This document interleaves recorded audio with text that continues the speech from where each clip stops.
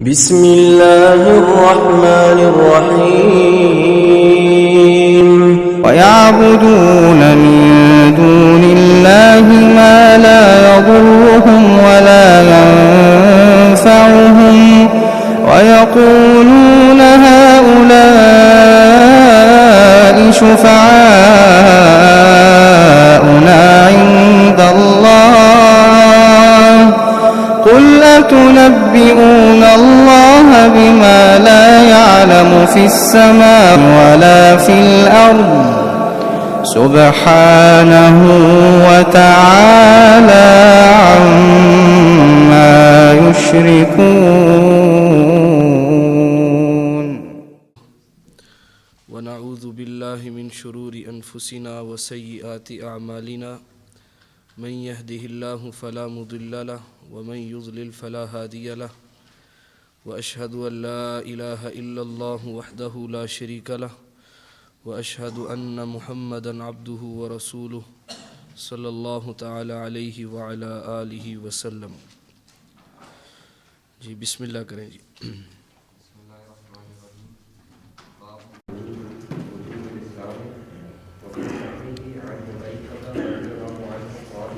امام ابن تیمیہ رحمہ اللہ کا ایک قول رہ گیا تھا، اس کو پورا کر لیں.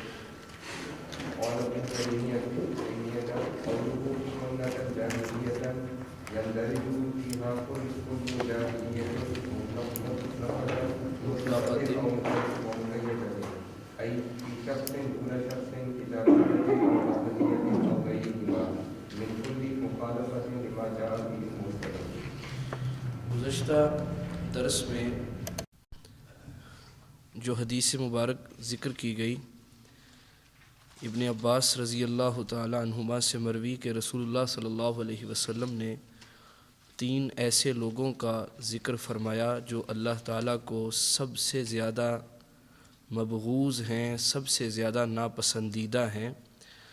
ان میں سے ایک شخص ومبتغن فی الاسلام سنتاً جاہلیتاً، اور یہی الفاظ محل استشہاد تھے. اس باب کے تحت اس حدیث کو لانے کا مقصد تھے کہ اسلام میں جاہلیت کا طریقہ چاہنے والا شخص یہ ان 3 میں سے ہے جن کو اللہ تعالیٰ سب سے زیادہ ناپسند کرتے ہیں.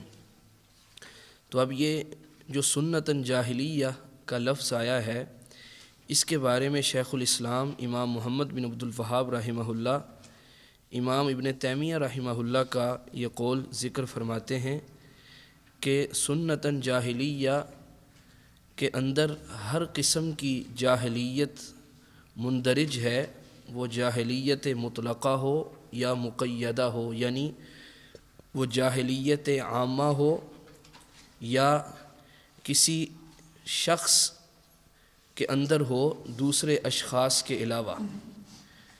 جب مطلقہ کہا جائے گا تو اس سے مراد جاہلیت عامہ کسی پوری کی پوری قوم میں یا پورے کے پورے قبیلے میں یا پورے کے پورے شہر کے لوگ اس جاہلیت میں مبتلا ہوں. مراد وہ جاہلیت مطلقہ سے یہ ہے. اور جاہلیت مقیدہ جیسا کہ اس کی تفسیر آگے خود فرما رہے ہیں، ای فی شخص دون شخص، کہ جو کسی شخص کے اندر ہو، اس کو آپ شخصی جاہلیت بھی کہہ سکتے ہیں. اس کی مثال جیسا کہ نبی کریم صلی اللہ علیہ وسلم نے ایک بڑے ہی جلیل القدر صحابی ابو ذر رضی اللہ تعالی عنہ، جب انہوں نے کسی شخص کو اس کی ماں کے بارے میں عار دلائی تو آپ صلی اللہ علیہ وسلم نے یہ بات ان کو یہ فرمائی، اِنَّکَ امْرُؤٌ فِیکَ الْجَاہِلیَّہ، کہ تو ایسا شخص ہے کہ تجھ میں ابھی تک وہ جاہلیت کے عناصر پائے جاتے ہیں. یعنی کسی کو گالی دینا یا اس کی ماں کی طرف سے عار دلانا یہ تو کوئی علم کی بات نہیں ہے، یہ تو زمانہ جاہلیت کی باتوں میں سے ایک بات ہے. تو شیخ الاسلام ابن تیمیہ رحمہ اللہ فرماتے ہیں کہ اس سے ہر قسم کی جاہلیت مراد ہو سکتی ہے. جاہلیت کی نسبت جہل کی طرف ہے، اور جہل کا مطلب ہوتا ہے عدم علم یا مخالفت علم۔ اگر کوئی شخص علم سے عاری ہے تو اس پر بھی جاہل کا لفظ بولا جاتا ہے، اور اگر کوئی شخص جانتے ہوئے علم کی مخالفت کرے اس پر بھی جاہل کا لفظ بولا جاتا ہے۔ جیسا کہ سورۃ الحجرات میں اللہ تعالیٰ نے یہ بات ارشاد فرمائی، یا ایھا الذین آمنوا ان جاءکم فاسق بنبأ فتبینوا ان تصیبوا قوما بجہالہ فتصبحوا علی ما فعلتم نادمین، کہ ایمان والو اگر تمہارے پاس کوئی فاسق شخص کوئی اہم خبر لے کر آئے تو اس کی چھان پھٹک کر لو، اچھی طرح اس کی تبیین کر لو، کہ ایسا نہ ہو کہ تم اس کی بات کے اوپر اعتماد کر کے کسی قوم کو جہالت کے ساتھ نقصان پہنچا بیٹھو، پھر تمہیں اپنے کیے پر شرمساری کا سامنا ہو۔ تو یہاں جہالت سے مراد علم ہونے کے باوجود اس علم کی مخالفت کرنا ہے، یعنی آپ کو علم تھا کہ وہ شخص فاسق ہے، اس کی کریڈیبلٹی کے بارے میں آپ کو علم تھا کہ وہ شخص قابل اعتماد نہ ہے، اس کے باوجود آپ نے اس کی اہم خبر کے اوپر اعتماد کر لیا، اور آپ نے جو کیا یہ جہالت کہلائے گا۔ قرآن حکیم میں بھی لفظ جاہلیت استعمال ہوا ہے، اور یہ 3 قسم کی جاہلیتیں قرآن حکیم میں مذکور ہیں۔ ایک سورۃ الاحزاب کی آیت شریفہ جس میں اللہ تعالیٰ نے ازواج مطہرات کو خطاب کر کے کچھ نصیحتیں فرمائیں، ان میں سے ایک فرمایا کہ وَلَا تَبَرَّجْنَ تَبَرُّجَ الْجَاهِلِيَّةِ الْأُولَى، کہ تم جاہلیت اولا کی عورتوں کی طرح بناؤ سنگھار کر کے مت نکلو۔ تبرج الجاہلیت الاولی، جاہلیت کی عورتیں وہ بناؤ سنگھار کر کے غیر محرم مردوں کے اندر بھی نکلتی تھیں، تو اللہ رب العزت نے اس عمل کو جاہلیت سے تعبیر کیا۔ آج بھی اگر خواتین وہ اپنے خامندوں کے علاوہ کسی اور کے لیے یا بازار میں نکلتے ہوئے اگر بناؤ سنگھار کر کے اور بے پردگی کے ساتھ نکلیں گی تو اس سے مراد یہی تبرج الجاہلیہ ہوگا۔ اسی طرح دوسری جاہلیت جس کا ذکر قرآن حکیم میں ہے وہ ہے حکم الجاہلیہ، افحکم الجاہلیۃ یبغون ومن احسن من اللہ حکما لقوم یوقنون، کیا وہ جاہلیت کے حکم کو تلاش کرتے ہیں؟ حکم جاہلیت سے مراد اللہ سبحانہ و تعالیٰ کے حکم کے مقابلے میں کسی بھی حکم کو پیش کرنا، اللہ تعالیٰ کے قانون کے مقابلے میں کسی اور قانون کو بہتر سمجھنا یا اللہ کے قانون جیسا سمجھنا، اللہ تعالیٰ کی شریعت کے نازل ہو جانے کے بعد پھر کسی اور طور طریقے کو اپنانا، یہ مراد ہے افحکم الجاہلیۃ یبغون۔ اس کو جاہلیت کے حکم کو اپنانے اور اس کو تلاش کرنے سے اللہ سبحانہ و تعالیٰ نے تعبیر فرمایا، اور فرمایا ومن احسن من اللہ حکما لقوم یوقنون، اور جو یقین رکھنے والے لوگ ہیں ان کے لیے اللہ تعالیٰ کے حکم سے اچھا حکم کس کا ہو سکتا ہے۔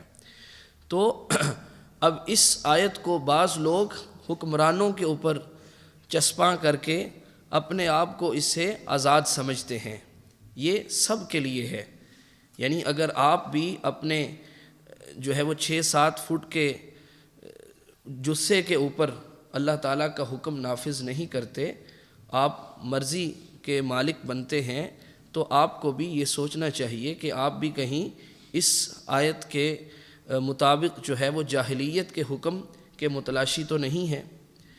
اور تیسری جاہلیت جس کا ذکر قرآن حکیم میں ہوا وہ حمیت الجاہلیہ ہے، جاہلیت کی حمیت، جاہلیت کی ضد، جیسا کہ سورۃ الفتح میں اللہ رب العزت نے کفار کے بارے میں، مشرکین مکہ کے بارے میں فرمایا اذ جعل الذین کفروا فی قلوبہم الحمیۃ حمیۃ الجاہلیہ، کہ جب نبی کریم صلی اللہ علیہ وسلم اور آپ کے صحابہ عمرہ کی نیت سے عازم مکہ ہوئے تو باوجود اس کے کہ یہ باتیں مسلم تھیں کہ کسی کو طواف سے نہیں روکا جائے گا، کسی کو اللہ کے گھر میں آنے سے نہیں روکا جائے گا، اور حرمت والے مہینوں کا احترام کیا جائے گا، اور اس میں لڑائی نہیں کی جائے گی، ان تمام مسلمات کے باوجود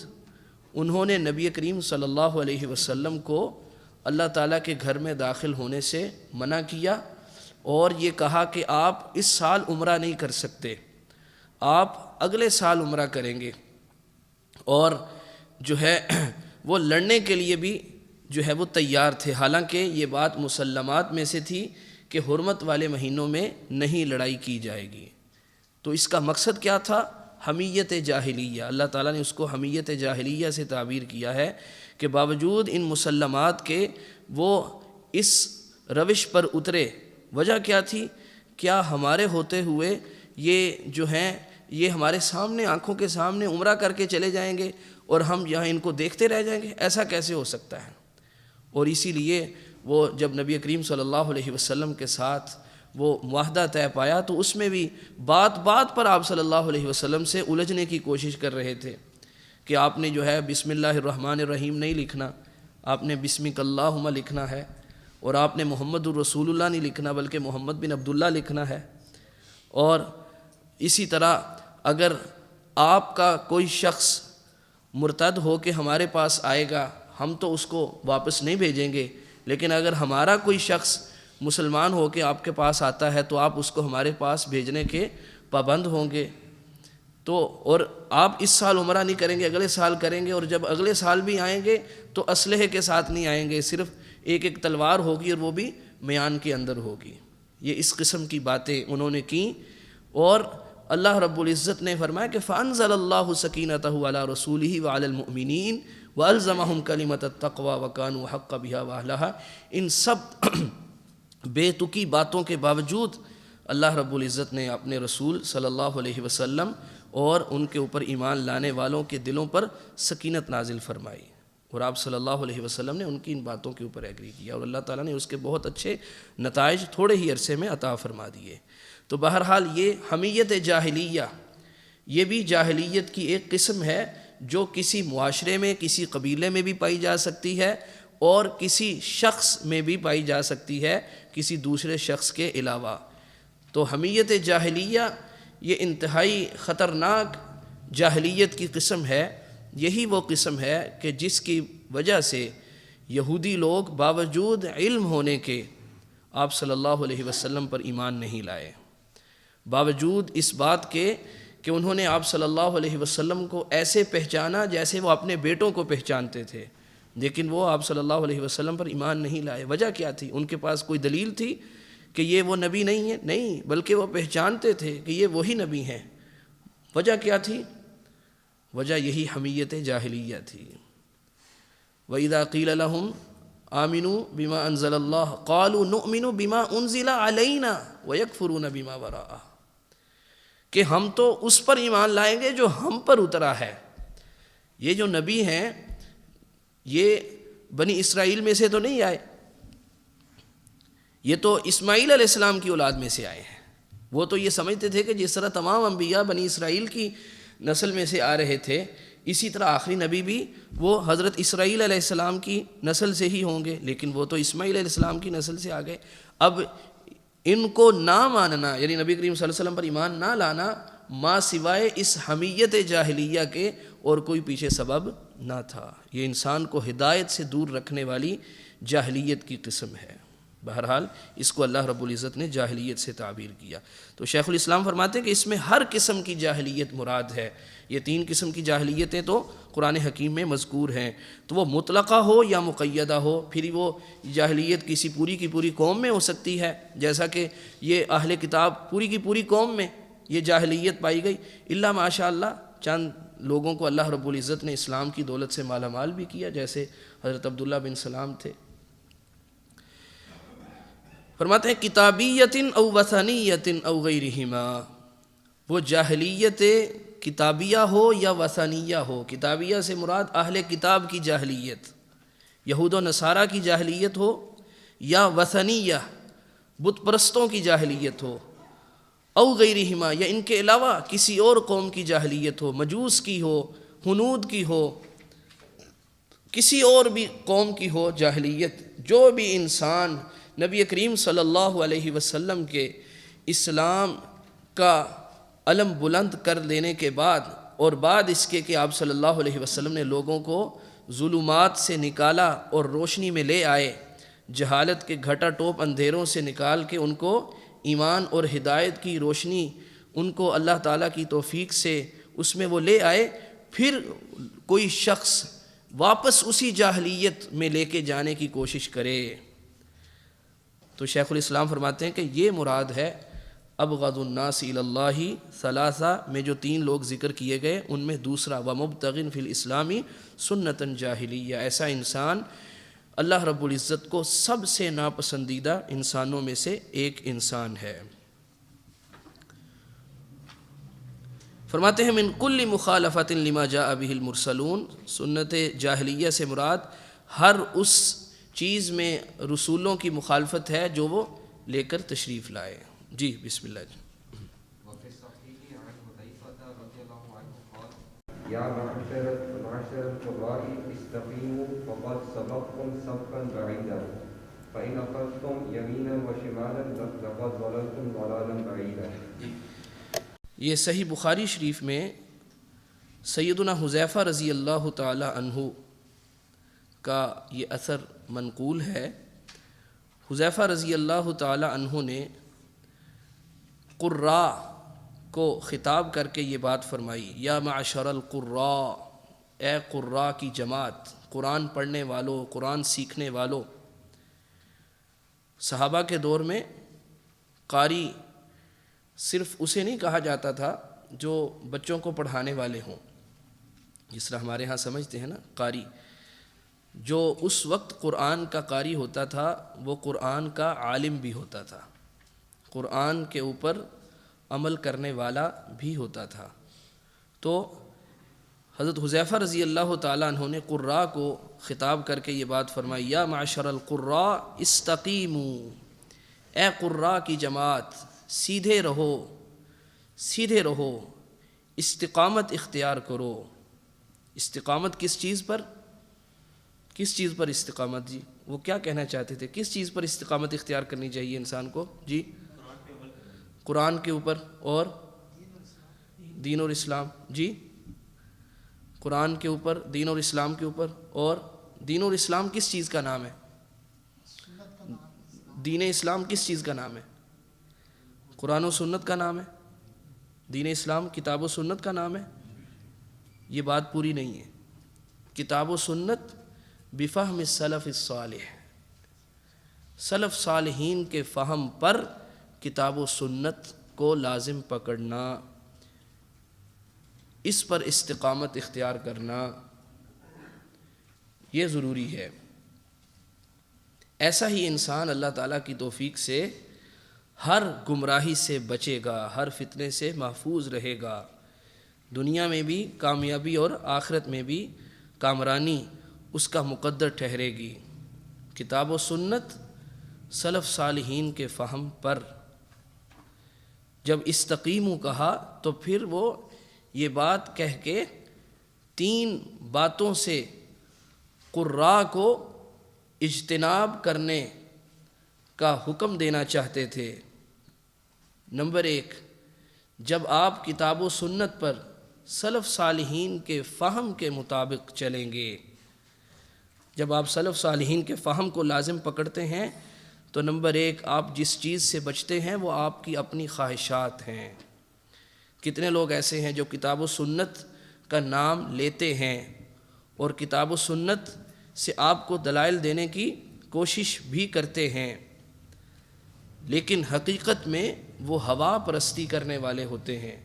انہوں نے اپنے دل میں کچھ خواہشات پال رکھی ہوتی ہیں، ان خواہشات کو سند جواز بخشنے کے لیے وہ سہارا لیتے ہیں کتاب و سنت کے نصوص کا۔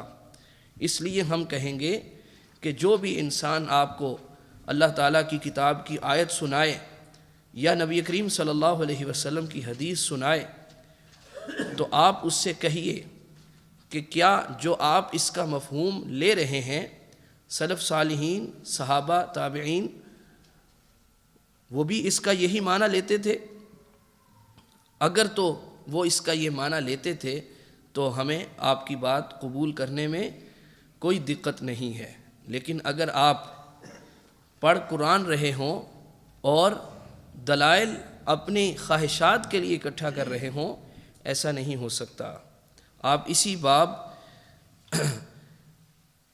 یا اس سے پچھلے باب میں وہ حدیث پڑھ چکے ہیں کہ نبی کریم صلی اللہ علیہ وسلم نے جو فرمایا تھا کہ سیدہ عائشہ رضی اللہ تعالی عنہ کو، نہیں میرا خیال اس میں نہیں ہے باب میں،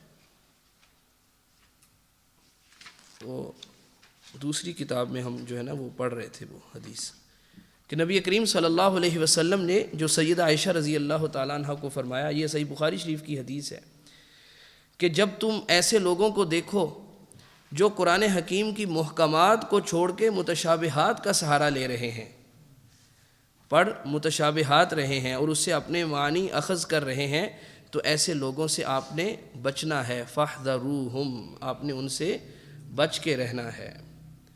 تو یہ کون لوگ ہیں جو جب سلف صالحین کے فہم کو چھوڑتے ہیں تو گو کہ کتاب و سنت کی ہی نصوص پڑھ رہے ہوں، لیکن وہ حقیقت میں اپنی خواہشات کے لیے دلائل اکٹھے کر رہے ہوتے ہیں۔ اس کے علاوہ دوسری قسم جو سلف صالحین کے فہم کو چھوڑے لیکن کتاب و سنت کو پکڑے اور یہ سمجھے کہ وہ ہدایت پر ہے، وہ شخص ہے جو فہم سلف پر اعتماد نہیں کرتا بلکہ اپنی ناقص سوچ پر اعتماد کرتا ہے۔ ہم نہیں کہتے کہ وہ اپنی خواہشات کے لیے دلائل اکٹھے کر رہا ہے۔ ہر سلف صالحین کے فہم کو چھوڑنے والا ضروری نہیں ہے کہ وہ اپنی خواہشات کے لیے ہی دلائل اکٹھے کر رہا ہو، ایسا بھی ہو سکتا ہے وہ نیک نیتی سے اس کو سمجھنے کی کوشش کر رہا ہے لیکن اس کا فہم ناقص ہے، اس فہم ناقص ہونے کی وجہ سے پھر بھی وہ غلطی کھا بیٹھتا ہے۔ اس لیے ضروری ہے کہ سلف صالحین کے فہم کی روشنی میں کتاب و سنت کو لیا جائے۔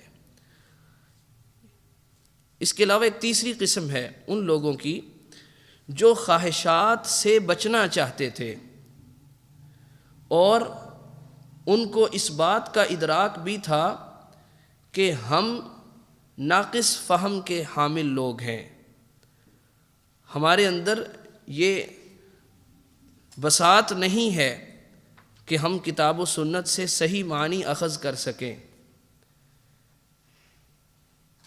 اس نیک نیتی کی وجہ سے انہوں نے کسی ایک بزرگ شخصیت کی تقلید کو اختیار کر لیا، تقلید شخصی وجود میں آئی۔ تقلید شخصی کے لیے مقصد کے پیچھے کیا تھا، نیت کیا تھی؟ نیت یہ تھی کہ ہم کہیں اپنی ناقص رائے کے ساتھ قرآن اور سنت کے نصوص کو بازیچہ اطفال نہ بنا لیں اور کہیں ہم خواہش پرست نہ بن جائیں کہ جس کے جی میں آئے وہ کتاب و سنت کے دلائل کو اپنی منشا کے مطابق مولڈ کر کے لوگوں کو سامنے پیش کرنا شروع کر دے اور دلائل اکٹھے کرنا شروع کر دے۔ یہ لوگ خواہشات سے بھی بچنا چاہتے تھے اور اپنے فہم ناقص کا ان کو ادراک بھی تھا۔ اس کے لیے انہوں نے کیا رستہ اختیار کیا کہ کسی ایک نیک اور بزرگ اور فقیہ شخصیت کی تقلید اختیار کر لی جائے۔ نیت تو بری نہیں تھی، لیکن ہوا کیا؟ اس کو مولانا محمد اسماعیل سلفی رحمہ اللہ، ان کی کتاب ہے تحریک آزادی فکر، وہ ہر نوجوان کو ضرور پڑھنی چاہیے۔ اس میں وہ فرماتے ہیں لیکن ہوا یہ کہ جو سنگ میل تھا وہ سنگ راہ بن گیا۔ سنگ میل کیا ہوتا ہے؟ آپ سفر کرتے ہیں، رستے میں کوئی پتھر پہلے لگے ہوا کرتے تھے، اس کے اوپر یہ لکھا ہوتا تھا کہ یہ اتنا دور آپ کی منزل رہ گئی ہے، لاہور اتنے کلومیٹر رہ گیا ہے یا فیصل آباد اتنے کلومیٹر رہ گیا ہے، اس کو کہتے ہیں سنگ میل۔ لیکن اگر وہی سنگ میل جو ہے جو آپ کے رستے کے دہانے پر رکھا ہوا ہے، اگر اٹھا کے اس کو بیچ سڑک میں لا کے رکھ دیا جائے تو وہ آپ کے لیے فائدے کا باعث نہیں رہے گا، آپ کے لیے رکاوٹ بن جائے گا۔ تو شیخ الحدیث مولانا اسماعیل سلفی رحمہ اللہ فرماتے ہیں کہ جو سنگ میل تھا وہ سنگ راہ بن گیا۔ کب؟ جب انہوں نے کسی ایک فقیہ کی تقلید کو اختیار کر لیا۔ اب ظاہر ہے تمام جو ہمارے اسلاف ہیں وہ سارے کے سارے دین کے خدمت گزار تھے، لیکن اس سب کے باوجود یہ کہنا ناممکن ہے کہ کسی ایک شخصیت میں پورے کا پورا اسلام سمو گیا ہو سوائے رسول اللہ صلی اللہ علیہ وسلم کی ذات کے، جن کی ہر بات وہ دین ہے، وہ صرف محمد کریم صلی اللہ علیہ وسلم ہے۔ آپ صلی اللہ علیہ وسلم کے علاوہ کسی کو یہ مقام اور مرتبہ حاصل نہ ہے اور نہ ہو سکتا ہے۔ اس لیے باوجود ان کی نیک نیتی کے وہ لوگ گمراہی کا شکار ہو گئے جب انہوں نے ایک ہی فقیہ اور ایک ہی مجتہد کے اوپر اپنے آپ کو محصور کر لیا، اور دوسروں کی باتیں واضح طور پہ پتہ ہونے کے باوجود کہ ان کی بات یعنی جو دوسرے فقیہ ہیں ان کی بات قرآن و سنت کے موافق ہے، اس وجہ سے ان کی بات کو ترک کر دیا، چھوڑ دیا، کیونکہ ہم ان کے مقلد نہیں ہیں، اس لیے ہم نے ان کی صحیح بات کو بھی چھوڑ دینا ہے۔ لیکن اہل الحدیث کو اللہ تعالیٰ نے یہ توفیق عطا فرمائی، ان کو اتنا حوصلہ عطا فرمایا، ان کو اتنی ہمت عطا فرمائی کہ وہ جب قرآن آ جائے، حدیث آ جائے، تو پھر کسی کی بھی بات کو ترک کرنے میں بڑے احترام کے ساتھ، احترام اپنی جگہ پہ رکھتے ہوئے اس کی بات کو ترک کرنے میں بالکل بھی وہ ہچکچاہٹ محسوس نہیں کرتے۔ یہ اللہ تعالیٰ کا بہت بڑا فضل ہے۔ اہل حدیث نے سنگ میل کو سنگ میل ہی رہنے دیا، اس کو سنگ راہ نہیں بننے دیا۔ اس نعمت پر اللہ تعالیٰ کا جتنا شکر ادا کیا جائے وہ کم ہے۔ بہرحال حضرت حذیفہ رضی اللہ تعالیٰ عنہ نے جو فرمایا کہ یا معاشر القراء استقیموا، اے قراء کی جماعت تم استقامت اختیار کرو، سیدھے رہو، تم صرف قرآن کے الفاظ کی تلاوت کرنے پر اور اس کے جو حروف کے مخارج کی درست ادائیگی پر ہی اکتفا نہ کرو، بلکہ اس کا فہم جو سلف صالحین کے فہم کی روشنی میں ہو اس کو اپناؤ اور اس کے مطابق عمل پیرا ہو۔ یہ معنی ہے استقامت کا۔ حضرت حذیفہ فرما رہے ہیں کہ استقیموا، تم استقامت اختیار کرو، سیدھے رہو۔ سیدھا وہی شخص رہ سکتا ہے جو کتاب و سنت کے اوپر عمل سلف صالحین کے فہم کی روشنی میں کرے، نہ ہوا پرستی کرے، نہ اپنی ناقص رائے کے ساتھ قرآن و سنت کے نصوص کو تختہ مشق بنائے، اور نہ ہی ان دونوں آفات سے بچنے کے لیے کسی ایک فقیہ کی تقلید شخصی اختیار کرے۔ ایسا انسان اللہ تعالیٰ کی توفیق سے استقامت پر گامزن رہے گا۔ فرمایا استقیموا فقد سبقتم سبقا بعیدا، تم سیدھے رہو، یقیناً تم بہت آگے نکل چکے ہو، تم بہت آگے نکل گئے۔ یعنی قرآن پڑھنے والوں کا مقابلہ کون کر سکتا ہے؟ قرآن پڑھنا، ایک ایک حرف کے بدلے اللہ تعالیٰ 10 نیکیاں عطا فرمائے، اور کیا قرآن پڑھنے والے کی شان ہے کہ کلام اللہ سبحانہ و تعالیٰ کی، اور اللہ رب العزت نے اس ناکارے کی زبان پہ اس کو جاری کر دیا۔ یہ اللہ تعالیٰ کا کتنا بڑا فضل ہے۔ فقد سبقتم سبقا بعیدا، لیکن ساتھ ہی فرمایا فإن أخذتم يمينا وشمالا لقد ضللتم ضلالا بعیدا، اور اگر تم دائیں بائیں پھرے، یعنی تم نے صراط مستقیم کو چھوڑا، دائیں بائیں جھانکنا شروع کیا، تو نتیجہ کیا نکلے گا کہ تم گمراہی میں بھی بہت آگے نکل جاؤ گے۔ گمراہی میں بھی بہت آگے نکل جاؤ گے۔ اور ایسے شخص کی گمراہی اس شخص کے اوپر محصور نہیں رہتی جس کو لوگ فالو کر رہے ہوں، جس کو سن رہے ہوں، بلکہ اس کی گمراہی کا اثر بسا اوقات پوری قوم کے اوپر بھی پڑ جاتا ہے۔ کسی ایسے شخص کو جس کو لوگ عالم سمجھتے ہوں، قاری سمجھتے ہوں، فقیہ سمجھتے ہوں، اگر اس سے غلطی ہو جائے تو ہم نے دیکھا کہ اس کے نتائج ملکوں کے بیابان ہو جانے، کھنڈر بن جانے، خون ریزی ہونے کی صورت میں بھی نکلے۔ جی پڑھیے جی۔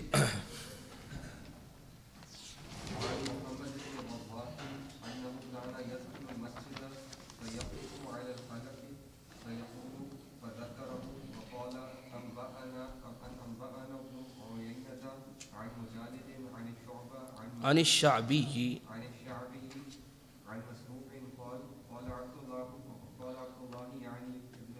یعنی ابن مسعود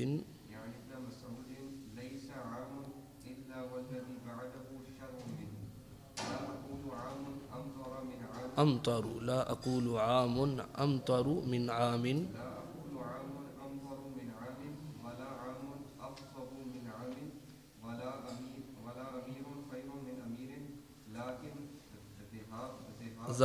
ذهاب علمائكم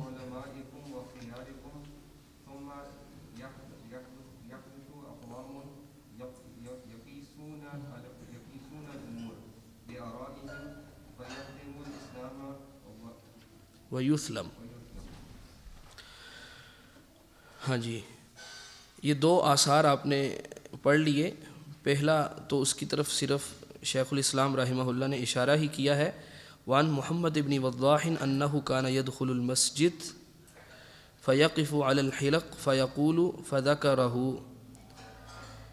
اس سے مراد حضرت عبداللہ بن مسعود رضی اللہ تعالی عنہ کا وہ مسجد میں داخل ہونا اور دیکھنا کہ لوگ حلقوں کی صورت میں بیٹھے ہوئے تھے اور ایک شخص ان کو کہتا کہ تم سب سبحان اللہ کہو۔ ان کے پاس کچھ کنکریاں تھیں، ان کے اوپر وہ لوگ 100 دفعہ سبحان اللہ پڑھتے، پھر وہ ان کو کہتا اب ان کے اوپر الحمدللہ پڑھو، پھر وہ الحمدللہ پڑھتے، پھر وہ کہتا اللہ اکبر پڑھو، اللہ اکبر پڑھتے۔ تو یہ اس اثر کی طرف اشارہ کیا گیا ہے۔ تو حضرت عبداللہ ابن مسعود رضی اللہ تعالیٰ عنہ نے ان لوگوں کے اس عمل پر نکیر فرمائی۔ وجہ کیا تھی؟ وجہ یہ تھی کہ یہ عمل یعنی اذکار، سبحان اللہ کہنا، الحمدللہ کہنا، اللہ اکبر، لا الہ الا اللہ کہنا، یہ سنت ہے، یہ عمل آپ کریم صلی اللہ علیہ وسلم سے ثابت ہے، لیکن اس کا یہ طریقہ اجتماعی طور پہ اس کو اختیار کرنا یہ آپ صلی اللہ علیہ وسلم سے ثابت نہیں ہے۔ اس پر حضرت عبداللہ بن مسعود رضی اللہ تعالیٰ عنہ نے سخت انداز سے نکیر فرمائی۔ اور اس کے بعد جو دوسرا اثر پڑھا گیا ہے وہ بھی حضرت عبداللہ بن مسعود رضی اللہ تعالیٰ عنہ سے ہی ہے۔ وقال انبأنا ابن عیینہ، یعنی یہ امام محمد بن وضاح رحمہ اللہ یہ ان اہل علم میں سے ہیں جنہوں نے بدعات کی تردید میں کتب لکھی۔ ان کی ایک بڑی مشہور کتاب ہے البدع والنہی عنہا۔ وہ فرماتے ہیں انبأنا ابن عیینہ عن مجالد عن الشعبی عن مسروق قال قال عبداللہ یعنی ابن مسعود، یعنی عبداللہ ابن مسعود رضی اللہ تعالیٰ عنہ نے فرمایا کہ لیس عام الا والذی بعدہ شر منہ، نہیں ہے کوئی بھی سال مگر جو اس کے بعد آنے والا سال ہے وہ اس سے بھی برا ہوگا، وہ اس سے بھی شر میں بڑا ہوا ہوگا۔ ہر آنے والا سال پہلے کی نسبت زیادہ شر سے پر ہوگا۔ اب یہاں سال سے مراد یہ دنوں رات نہیں ہے، شب و روز نہیں ہے، بلکہ لوگوں کے حالات ہیں۔ زمانہ برا نہیں ہوتا، زمانہ برا نہیں ہوتا، لوگوں کے حالات وہ اچھے یا برے ہوتے ہیں۔ جو استقامت اختیار کرتے ہیں وہ اچھے ہوتے ہیں، اور جو دین سے جتنا دوری اختیار کرتے ہیں، خواہشات کے پیچھے لگتے ہیں اور سلف صالحین کے منہج کو چھوڑتے چلے جاتے ہیں، وہ اتنا ہی زیادہ وہ شر میں پڑتے چلے جاتے ہیں، یہ مراد ہے، ورنہ زمانہ برا نہیں ہوتا۔ تو یہاں سال سے مراد ہر آنے والے سال کے لوگ ہیں، ہر آنے والے سال کے لوگ پہلے کی نسبت شر میں مبتلا ہوتے چلے جائیں گے۔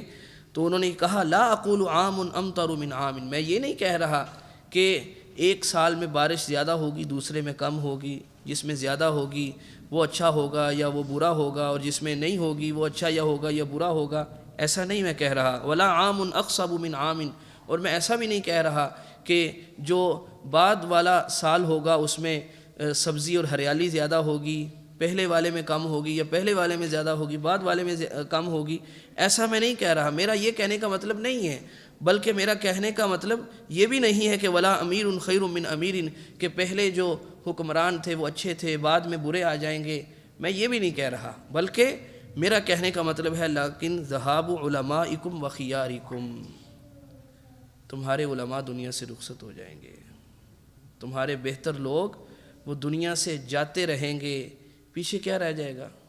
پیچھے جہالت رہ جائے گی اور جاہل لوگ رہ جائیں گے۔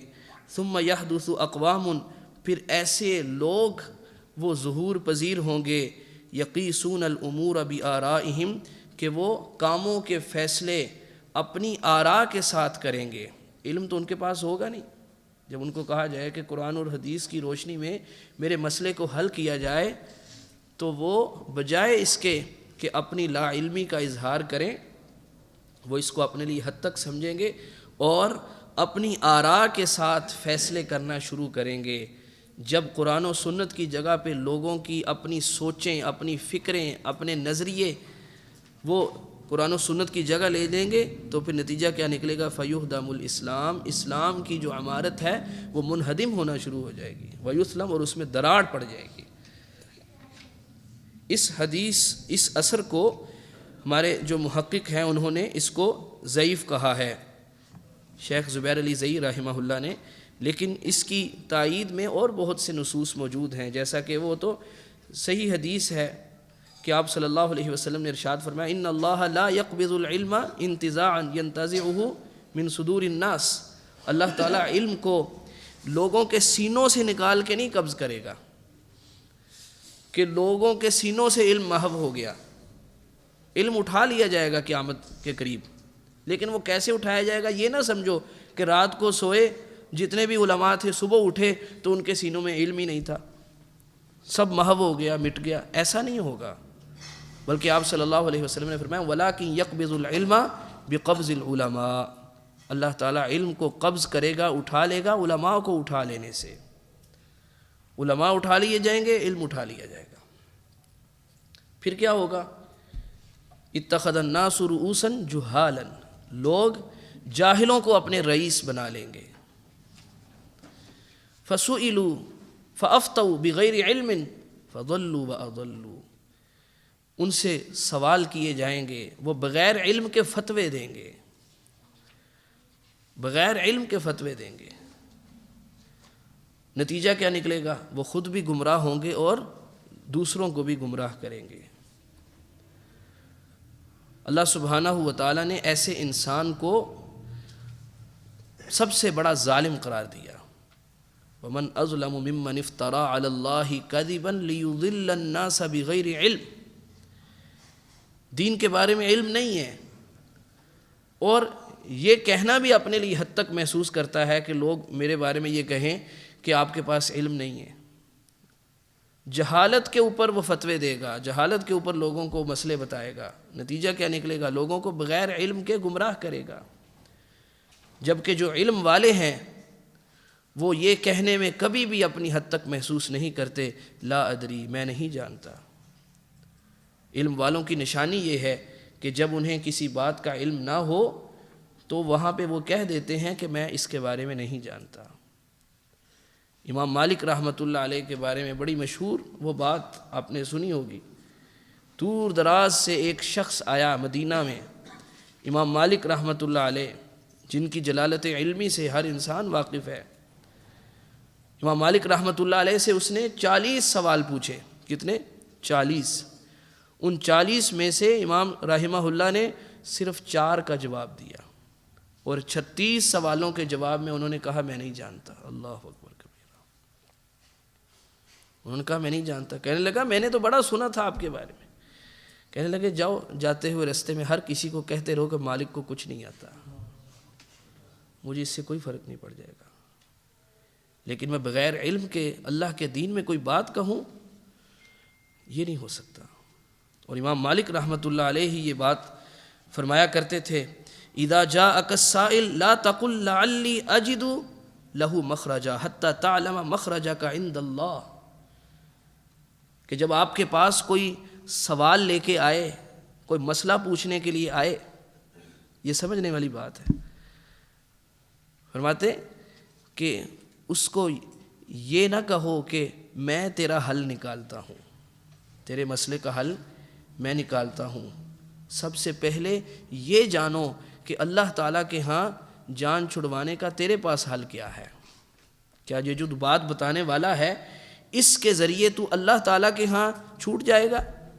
ایسا نہ ہو کہ تو اس کو تو حل نکال کے دے دے اور اللہ کے ہاں تیری پکڑ ہو جائے۔ دوسرے کا حل نکالنے سے پہلے تجھے اپنا حل دیکھنا چاہیے کہ میری اللہ رب العزت کے ہاں جو ہے وہ اس کے عذاب سے جان خلاصی ہو رہی ہے کہ نہیں ہو رہی، سب سے پہلے یہ دیکھنا ہوگا۔ حتیٰ کہ سلف صالحین میں سے بعض تو یہ کہا کرتے تھے، واللہ الذی یفتی فی کل ما یسأل عنہ لمجنون، وہ انسان پاگل ہے جو ہر سوال کا جواب دیتا ہے، جو کہتا ہے میرے پاس ہر سوال کا جواب ہے، وہ کبھی عقل مند نہیں ہو سکتا۔ ہر سوال کا جواب اگر کسی کے پاس ہے وہ تو اللہ تعالیٰ کی ذات ہے، تو وہ شخص لا محالہ ایسے جواب بھی دے گا جو بغیر علم کے ہوں گے، اور بغیر علم کے جواب دینا وہ کبیرہ گناہ ہے، وہ اللہ تعالیٰ کے بارے میں بغیر علم کے بات کرنا ہے۔ اور اللہ رب العزت نے جن چیزوں کو حرام قرار دیا، اہل علم فرماتے ہیں کہ وہ سورت کون سی ہے جی؟ سورہ 8ویں پارے میں دوسرے نمبر پہ جو سورت آتی ہے سورۃ الاعراف، سورۃ الاعراف کی وہ آیت جس میں اللہ رب العزت نے بالتدریج چیزوں کو حرام قرار دیا۔ ہر بعد میں آنے والی جو چیز ہے وہ پہلے کی نسبت حرمت میں زیادہ ہے، سنگینی میں زیادہ ہے۔ قل انما حرم ربی الفواحش ما ظہر منها وما بطن والاثم والبغی بغیر الحق وان تشرکوا باللہ ما لم ينزل به سلطانا وان تقولوا علی اللہ ما لا تعلمون، میرے رب نے میرے اوپر جو چیزیں حرام قرار دی ہیں، فحاشی ہے، بے حیائی ہے، ظاہری ہو یا باطنی ہو، ظلم ہے، بغاوت ہے، اور وَأَن تُشْرِكُوا بِاللَّهِ، اللہ تعالیٰ کے ساتھ تم شریک بناؤ ایسوں کو جس کی اللہ نے کوئی دلیل نازل نہیں فرمائی۔ شرک کے بعد کون سی بات ذکر کی جا رہی ہے؟ وَأَن تَقُولُوا عَلَى اللَّهِ مَا لَا تَعْلَمُونَ، اور یہ کہ تم اللہ کے بارے میں ایسی بات کہو جس کا تمہیں علم نہیں ہے۔ یہ بہت سنگین مسئلہ ہے، یہ بہت بڑی بات ہے کہ اللہ رب العزت کے بارے میں ایسی بات کی جائے جس کا آپ کو علم نہ ہو۔ اس کے ساتھ ہی بحمداللہ ہمارا یہ باب مکمل ہوا۔ میں چاہتا ہوں ایک دفعہ صرف اس کی قرأت کر لی جائے تاکہ پھر انشاءاللہ اس کے ساتھ ہی ہم اپنی مجلس کو مکمل کر لیتے ہیں۔ جی ایک دفعہ شروع سے اس کی قرأت کر لیں۔ جی باب وجوب الاسلام وقول اللہ تعالی ومن یبتغ غیر الاسلام دینا فلن یقبل منه وهو فی الآخرۃ من الخاسرین، وقوله تعالی ان الدین عند اللہ الاسلام، وقوله بالرفع پڑھیں۔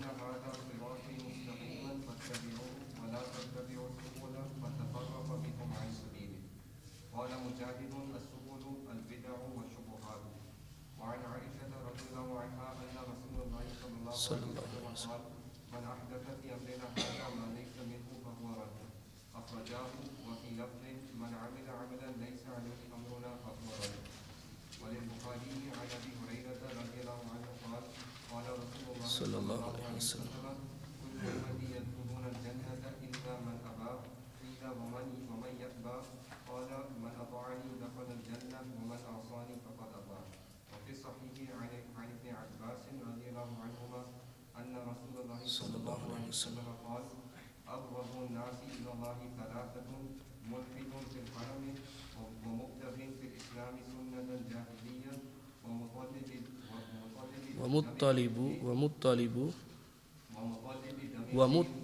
دم امرئ مسلم ومطلب دم امرئ مسلم بغير حق ليحرق دمه، رواه البخاري.